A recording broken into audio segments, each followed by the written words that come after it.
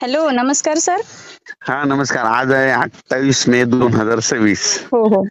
सर्वप्रथम शेतकऱ्यासाठी आनंदाची बातमी. यावर्षी 7, 8, 9, 10, 11, 12 दरम्यान हं. मोसमी पाऊस येणार आणि शेतकऱ्याच्या मिरगी पेर होणार आहे यावर्षी लवकर.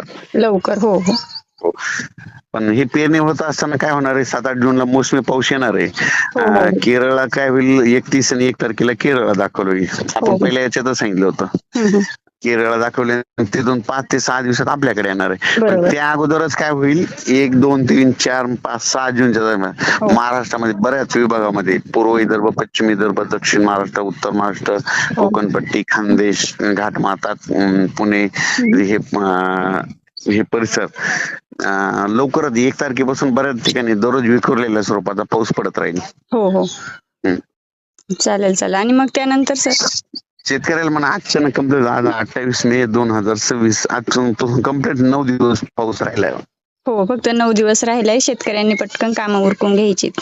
हो. हो.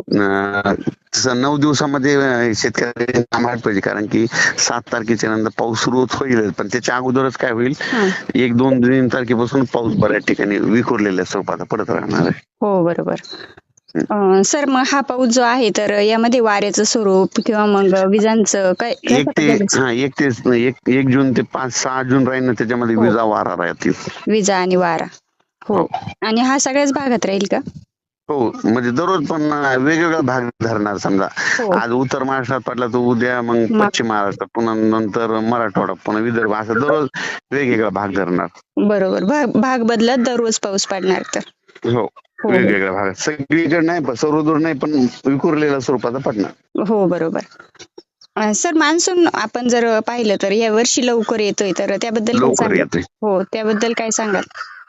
तर आपण किती दिवसापासून काय म्हणलो होतो, यावर्षी लवकर पेरणी होणार, हो, आधीच सांगितलं होतं हो, बरोबर. ना. यावर्षी हो, लवकर पेरणी होणार, मिरगी पेर होईल. आणि यावर्षी सगळ्यात महत्वाचं मिरगी पेर होईल मिरगे. हो, आणि लागवडी होतील. मिरगी पेर ज्या वर्षी होती ना, हो, त्या वर्षी शेतकऱ्याच्या उत्पादनात भर होती. हो ना. हं. हो, म्हणजे शेतकऱ्यांसाठी चांगलं साल राहणार आहे तर हे हो, 2026. जसं की तुम्ही अगोदर 2026. पण भरपूर दिवसापासून हे सांगत होते. हो, हो. असं म्हणलं, आपल्या इकडे सर आपले शेतीचे काम करून घ्या. पाऊस चांगला पडणार आहे, पेरण्या होणार आहेत, हो, हो. माल होणार आहे शेतकऱ्याला. हो, बरोबर.